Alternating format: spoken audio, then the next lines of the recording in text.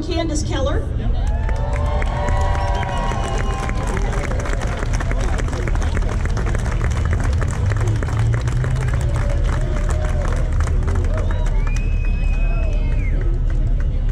So I was told to stay away from y'all.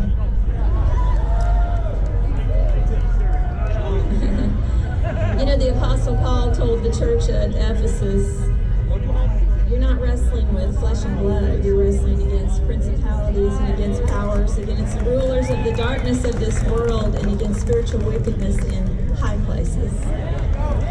Wherefore take unto you the whole armor of God, so that you may be able to stand in the evil day, and having done all to stand.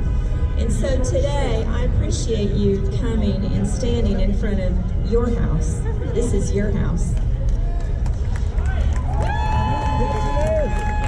It's been a year ago that I stood on the House floor, the only woman to stand up and fight to save the lives of the innocent unborn in Ohio.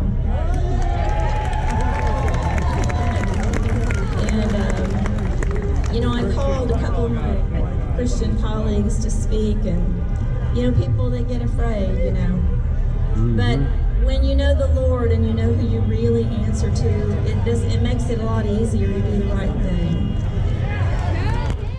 And when we passed the heartbeat bill, as we walked into the legislature that day, there were a lot of people coming after us, physically coming after us. But you know what? We went in and we argued back and forth for several hours. And when the bill passed, the speaker always says, the House shall prepare and proceed to vote. You lean forward and you push a red button or a green button.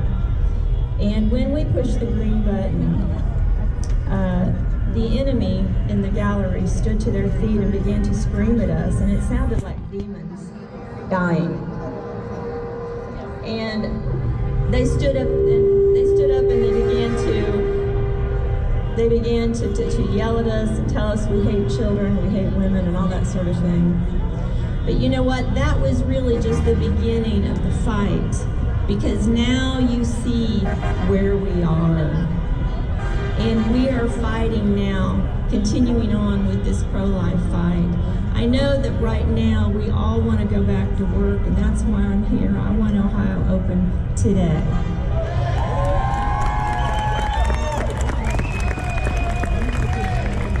And there's a lot of legislators that want Ohio to open right away.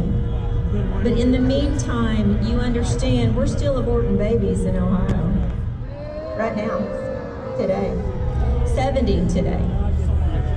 70 babies a day. And since the first coronavirus death, we've aborted 5,300 babies in Ohio, just in Ohio. 5,300 babies. So I just want to, can you hear me now? I just want to say to you all a couple things. Please keep doing this. Please keep showing up, and the next time you come, bring 5 or 10 people with you. We're going to keep doing this until everybody settles down. Secondly, I know there's a lot of believers here, and so I'm a pro. I introduced Stand Your Ground and co-sponsored Constitutional Carry, and so I'm one of those, you know, Bible-thumping Neanderthals, knuckle draggers and all that stuff. And we're going to keep fighting for all those constitutional rights that mean so much to the people of Ohio. See, this is the real people right here. And so I would ask you to take a look around and find out where your legislator stands on these things. And I want to say, I've never said this to a crowd before, but I'm serious when I say this to you. You need to run for office. Begin to see yourself as a leader.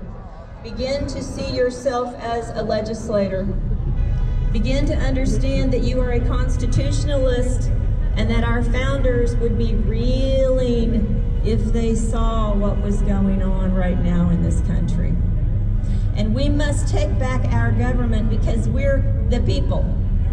Yeah.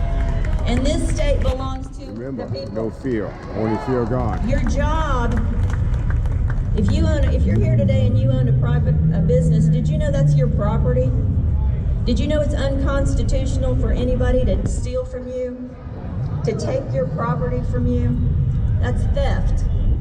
And we need to remember what we are and who we are. And what we are the law. We are the people because we speak the law the way we want it. And when we have people in leadership who go against that, they're not representing us and they need to go.